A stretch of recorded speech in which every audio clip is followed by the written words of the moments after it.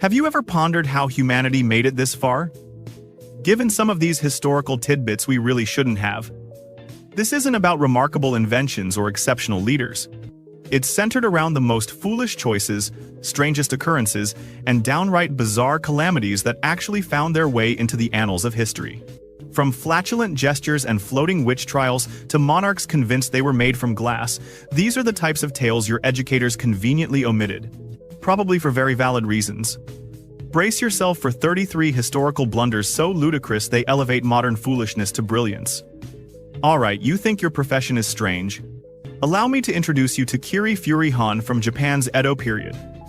This man's whole career, his daily routine, his service to society, revolved around professional flatulence. And we're not referencing your uncle after Thanksgiving dinner. Don't forget to hit like, subscribe to the channel, and comment below about where you're tuning in from. This guy was the Mozart of methane, the Beethoven of bowels. He could put on a performance for the shogun on demand and unleash a symphony of sounds from his posterior. He was said to be able to mimic the sound of a drum, a bird, you name it. This was his unique selling point. Can you imagine putting that on your resume? Special skills can perform the Japanese national anthem in 3 distinct octaves. The fact that he was celebrated instead of dismissed is perhaps the most absurdly brilliant thing I've ever heard. Secondly, the United States Patent Office has encountered some strange inventions, but the patent from 1881 for a fire escape hat might just take the cake.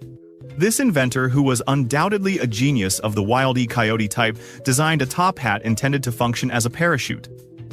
The concept was straightforward. Your building is ablaze. You grab your stylish hat. You leap from the window and you float down like Mary Poppins. Let's be crystal clear. The only thing this hat could ever accomplish was to make you look dapper for the first 30 seconds of your descent to the harsh, unyielding sidewalk. It had the aerodynamic finesse of a cinder block. How this innovation received approval remains a mystery, but it stands as a perfect testament to that brand of American optimism that blithely overlooks the laws of physics. Thirdly, when you think of major heists, images of gold, diamonds, and art come to mind. You certainly don't consider pancake toppings, but in 2012, some absolute legends in Quebec executed the Great Canadian Maple Syrup Heist. Indeed, Canada possesses a strategic reserve of maple syrup, which is basically Fort Knox for breakfast foods. These thieves made off with $18 million worth of that sticky delight. They siphoned it from barrels over the course of months, replacing it with water. Can you picture the poor soul who stumbled upon it? Hey boss, this batch of grade A amber has a suspiciously familiar flavor to my shower. This was the most polite and hilariously Canadian crime imaginable. It's as if the cast of Ocean's 11 decided their target was an IHOP. Absolutely flawless. A quintessentially foolish crime. Fourth, history tends to celebrate kings for their glorious conquests or their tragic noble deaths. However, King George II of Great Britain is rather memorably known for passing away on the toilet. This is not a fabrication. In 1760, he was in the midst of his morning routine, likely reading the back of a shampoo bottle when he decided to engage in a battle he couldn't possibly win. He exerted himself so intensely on the porcelain throne that his entire aorta effectively said goodbye and burst. His attendants heard a crash and rushed in only to find that the monarch of a vast empire had been vanquished by last night's burrito. He literally died on the throne. You can't craft a more undignified, yet strangely relatable end for a monarch. That's a rough way to exit, my friend. Fifth, Roman Emperor Vespasian surveyed his realm and saw one thing, a lucrative source he hadn't yet taxed. When his empire required funds, he devised the ultimate hustle: a tax on urine. No joke, public restrooms collected urine, which was then sold to tanners for the production of leather. Vespasian exclaimed, "Oh, you're profiting from pee. I want in on that." His own son Titus found it revolting and voiced his sentiments. In response, Vespasian, in a classic dad manner, held up a gold coin and asked, "Does this have a cent?" When Titus replied, "No," he dropped the legendary line, "Money doesn't stink." This guy was such a hustler he managed to monetize human waste. The IRS could only aspire to exhibit that level of boldness. Sixth, before the internet introduced us to keyboard warriors and unsettling DMs, Queen Victoria had to contend with a blatantly real stalker known as the Boy Jones. This adolescent wasn't just lurking on her social media, he literally invaded her home. He managed to break into Buckingham Palace on 3 separate occasions. This young individual was fully immersed in a real-life version of Assassin's Creed, yet remarkably his sole aim was to act like a colossal oddball. He was discovered hiding beneath the queen's couch. He boasted about having sat on the throne, and just imagine he managed to swipe her underwear more than once. Seriously, what was the endgame here? Apparently, royal security was on a never-ending donut break, because after apprehending him 3 times, their brilliant resolution was to send him off to Brazil. They didn't merely restrict his access, they booted him to an entirely different continent. 7 times around the sun, the Leaning Tower of Pisa is renowned for one specific reason, and only that. Its constructors spectacularly failed. This was not a gradual calamity, it was doomed from the very beginning. They commenced construction on this grand marble tower on ground that was as stable as a melting milkshake. It began to lean almost immediately. After merely 3 stories, they were compelled to halt for an entire century, likely due to squabbles over who had misread the blueprints. When they resumed, their brilliant fix was to make the new levels taller on one side. It's akin to correcting a crooked picture by making the wall askew in the opposite direction. It stands as the world's most successful failure, an internationally recognized symbol of measurement never cut once. 8. There are heroic ways for a king to meet his end, and then there's the bizarre exit of King Charles VIII of France. In 1598, this fellow, known for his shorter stature, was strolling through his own castle en route to catch a tennis match. He was likely all fired up, eager for some sporting excitement when he failed to notice a doorframe. Rather than ducking, he smashed his head into the stone lintel with full force. Thwack. He brushed it off for a while, but just a few hours later he tragically passed away. The King of France, a man commanding armies and a realm, was felled by an immovable interior feature, a stationary object. The doorframe remains undefeated with a perfect score against the French monarchy. What a legend. The doorframe, not the king. 9. In contemporary society we have MRI machines and blood tests. In the 18th century, the go-to medical expert was Dr. John Liam, a man whose primary diagnostic method was evidently his own taste buds. This doctor, held in high regard within his profession, frequently diagnosed his patients by tasting their vomit. Allow that image to linger in your thoughts. He would see a pool of human suffering and think, well, I must dive into that. What would his flavor profile for ailments be? Ah, yes. Notes of undercooked beef and despair. That's a quintessential case of melancholia. One must ponder the patients. They probably started proclaiming they felt perfectly well to avoid the worst culinary experience imaginable. It highlights a level of medical assurance so profound, so utterly unscientific, that it loops back to being a form of staggering boldness. He truly was a trailblazer in the domain of actions you should categorically avoid. 10. Most municipalities have rules against speeding or littering. The town of Longyearbyen, Norway, went a step further and officially banned death itself. It is against the law to die there. This isn't some philosophical concept. It's a brutally practical regulation. The town rests on permafrost, which means the ground remains eternally frozen. If someone dies and gets interred, their body doesn't decay. It simply gets perfectly preserved, akin to a human popsicle. After uncovering that remains from the 1918 flu pandemic were still hosting the live virus, they didn't devise a more effective coffin, they just criminalized dying. So if you appear to be on the verge of passing away, they promptly place you on a flight to the mainland to finish your business. Imagine receiving that announcement from the town council. Sorry, Bob, you've been an excellent citizen, but you're looking a touch too pale. Time for you to go. It's the ultimate violation of the Homeowners Association. 11. Liechtenstein's military history resembles more of a sitcom storyline. In 1866, they dispatched their entire military force, a formidable contingent of 80 men, to partake in the Austro-Prussian War. They marched out, secured a pleasant spot on a mountain pass to guard, and then largely just relaxed. They didn't see a single moment of battle. When the conflict concluded, they gathered their belongings and marched back home. The remarkable detail isn't just that they experienced 0 casualties. The truly astonishing part is that they returned with 81 men. They literally made a friend along the way. There was a gentleman who felt so inspired by their peaceful demeanor that he decided to join their ranks. Picture the debriefing. Sir, we accomplished the mission with flying colors. We experienced no losses and have enhanced our military size by over 1%. They triumphed in the battle by being overly cordial to engage in confrontation. 12. Many individuals wishing for their own nation merely voice complaints on the internet. Giuseppe Bertolioni, an Italian fisherman from the 19th century, opted for a more direct method. He navigated to a small deserted island known as Tavolara, moved his family there and simply appointed himself as its monarch. That was it. No upheaval, no documentation, just absolute unabashed self-assurance.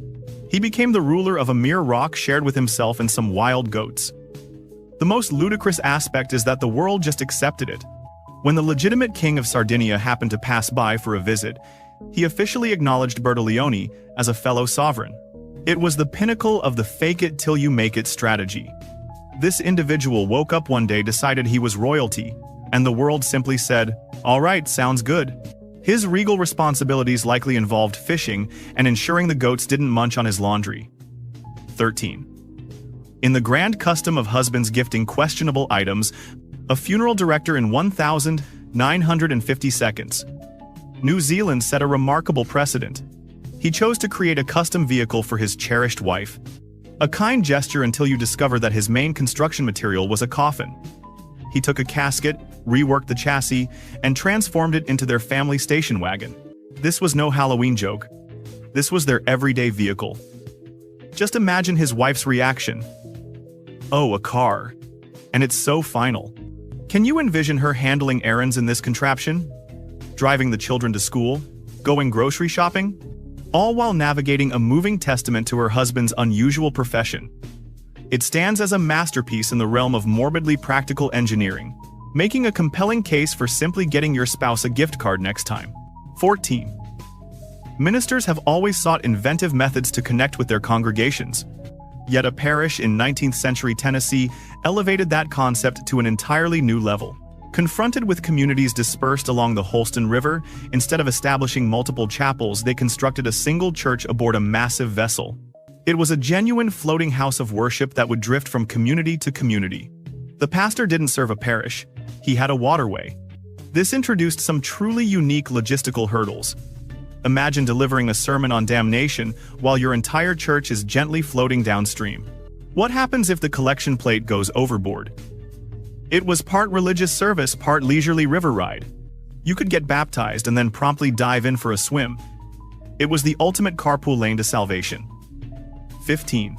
The ancient Romans were the unrivaled champions of discovering novel and thrilling means to entertain themselves through violence. When witnessing men battle to the death became just a tad monotonous, they decided to add water. An abundance of water. They would seal the drains of the Colosseum, inundate the entire arena floor, and stage grand naval confrontations within. These weren't model ships but actual vessels crewed by captives who were compelled to fight until one side was utterly defeated. The sheer logistical challenge of orchestrating this is nothing short of mind-boggling.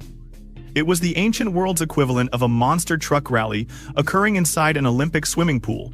It served no purpose other than being the most extravagantly epic and inefficient spectacle imaginable, purely to stave off boredom. 16. William Buckland was a renowned geologist in the 19th century, yet he harbored an all-consuming secret passion. He aspired to consume one of every animal on the planet. He dined on mice, moles, and even snacked on flies. However, his culinary adventure reached its pinnacle during an elegant dinner gathering. The host presented his most esteemed possession to his guests, the actual mummified heart of King Louis XIV of France. While the other attendees viewed it in amazement, Buckland perceived a bucket list opportunity.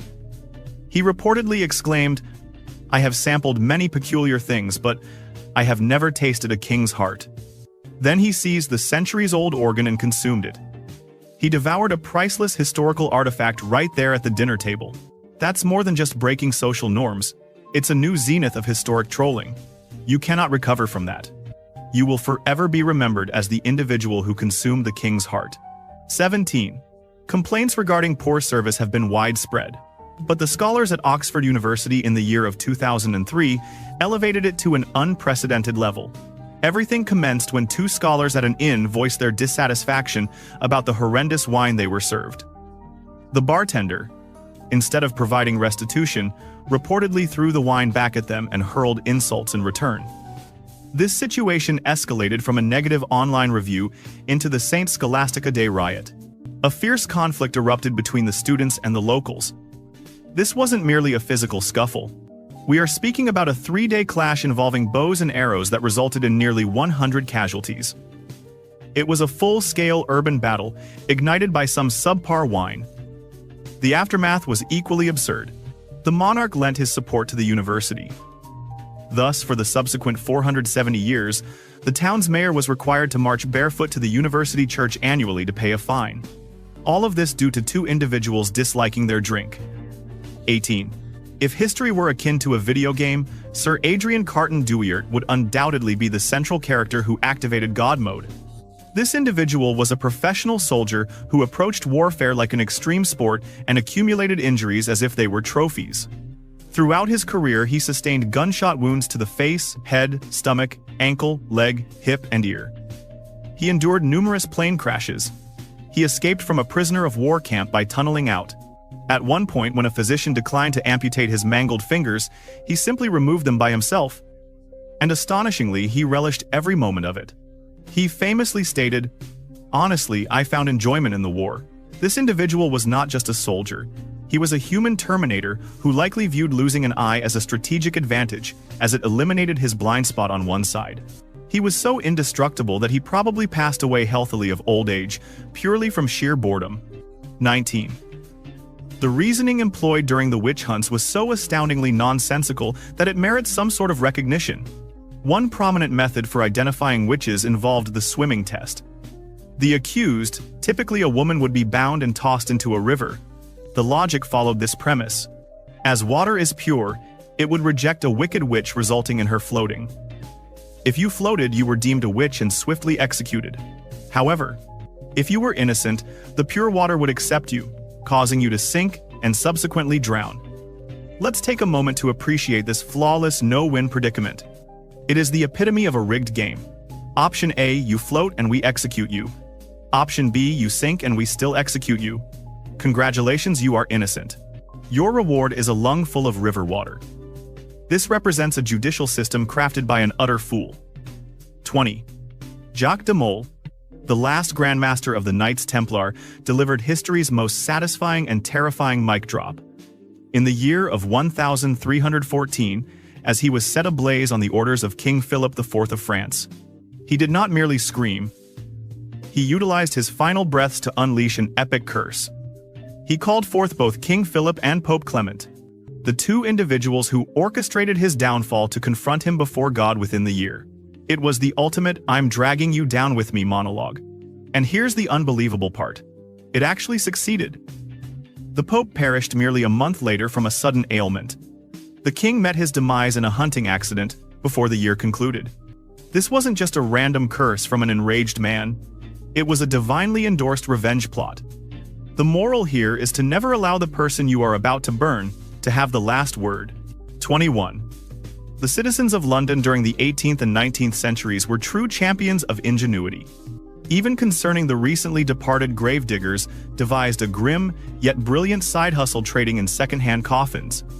The method was straightforward and horrifying.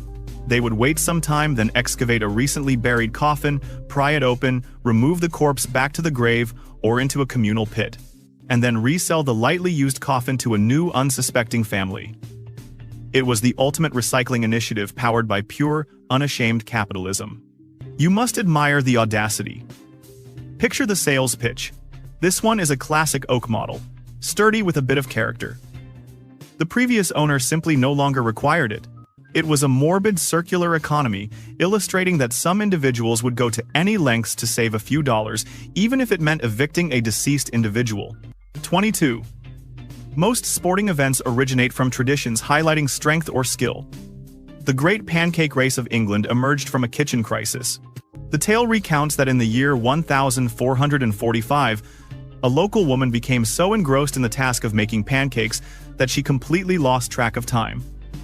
Upon hearing the church bells signaling service, she immediately panicked and dashed out of her home, still wearing her apron and clutching the frying pan containing her pancake. Her neighbors reportedly witnessed this spectacle and remarked, "That's the silliest yet most brilliant thing we've ever observed." Let's turn it into an annual contest. And for nearly 600 years they have continued this tradition. Each year, women from the town race down the streets skillfully flipping a pancake. This tradition thrives on pure, chaotic domestic enthusiasm, and it is far more entertaining than many professional sports events.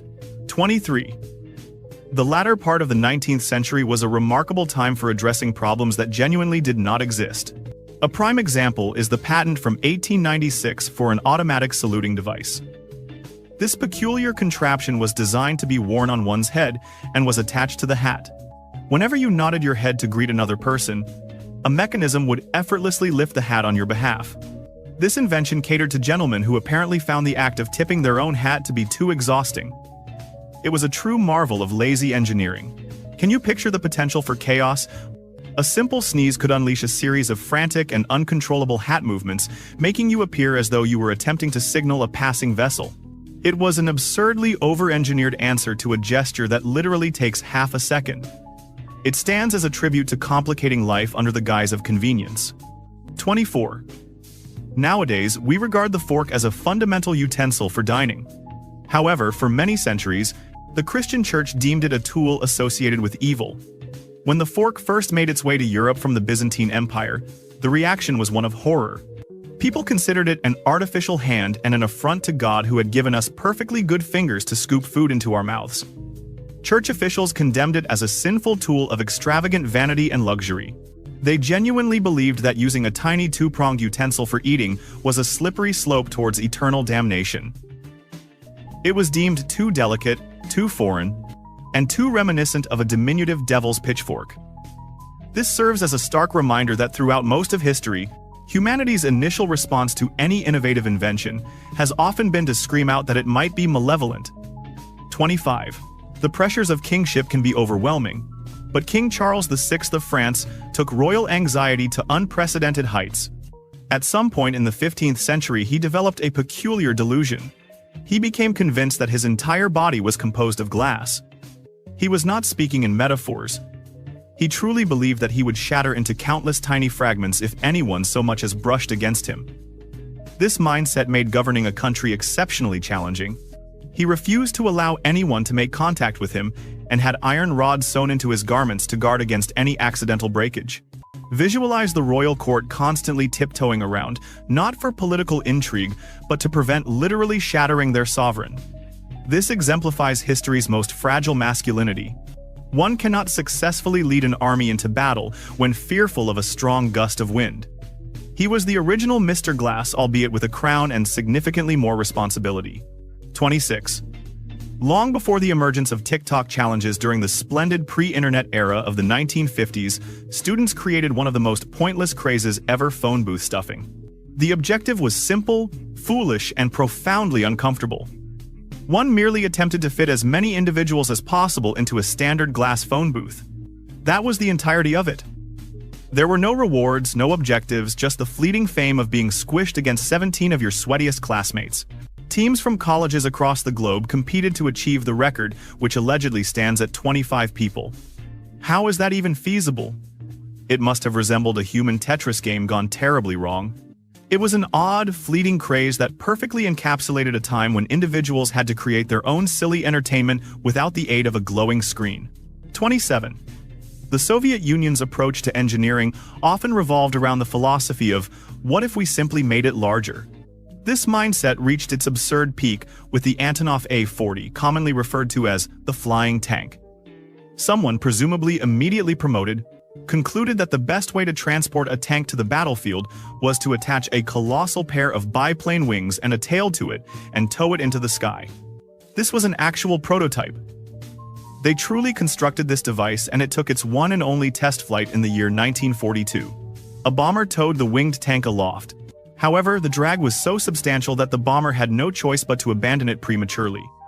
The tank glider did manage to land safely, but the entire project was ultimately abandoned.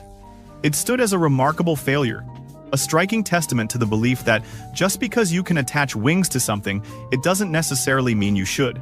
28. James Puckle, an inventor from the 18th century, developed one of the earliest machine guns. a weapon capable of discharging several rounds without the need to reload. This was a clever and innovative concept. Yet he integrated a feature so trivial and biased that it transformed into a pinnacle of foolish design. The puckle gun was engineered to shoot two varieties of bullets. It discharged standard round bullets for targeting fellow Christians, while for encounters with Muslim Turks. It was configured to fire uniquely designed square bullets. Why? Because Puckle believed that square bullets would inflict greater pain and persuade the Turks of the merits of Christian civilization. The science may be dubious, but the sheer bigoted boldness is not in question. He crafted a technologically sophisticated weapon, but then integrated a characteristic rooted in religious animosity. It's a new pinnacle of weaponized pettiness. 29. Bureaucracy is an influential force capable of igniting wars and quite paradoxically extending them for over a century due to mere accident. The small town of Berwick upon Tweed, located on the border of England and Scotland, was explicitly named in the declaration of the Crimean War against Russia. However, when the peace agreement was finalized in 1856, the authors of the treaty completely neglected to mention the town's name. Because of this administrative oversight, the small town of Berwick technically remained in a state of conflict with the Russian Empire for an additional 110 years. It was a neglected, one-sided affair. Just imagine the anxiety in Moscow. They likely lived in constant dread of an unanticipated assault from this solitary rogue town in England. The war concluded in 1966 when a Soviet official visited and officially proclaimed peace. A truly harrowing conflict finally came to an end. 30. In contemporary urban areas, neighborhood disputes are resolved through sporting events or passive-aggressive online posts. In Renaissance, Venice conflicts were settled through government-sanctioned gang fights on bridges. This was known as the Guerre de Pugni, or the War of the Fists. It was an officially recognized tradition where rival clans would converge on a bridge devoid of railings and proceed to punch-kick and toss each other into the canal below until one faction managed to hold the bridge. This was not regarded as a crime. It was an event for spectators. Crowds gathered to witness the pandemonium, cheering for their local fighters. The government allowed it to transpire, likely because it was a fantastic outlet for the populace to relieve stress. It was the most beautiful, chaotic, and absurdly uncivilized custom in one of the world's most stunning cities. 31. Today, coffee shops populate every street corner. However, in the 16th century, Mecca coffee was deemed public enemy number one. When the drink first gained popularity, religious leaders were thrown into a state of panic. They perceived it as an intoxicant akin to alcohol and became profoundly mistrustful of the coffee houses where men congregated to indulge in it. They argued that this beverage incited radical thoughts, gossip, and laziness.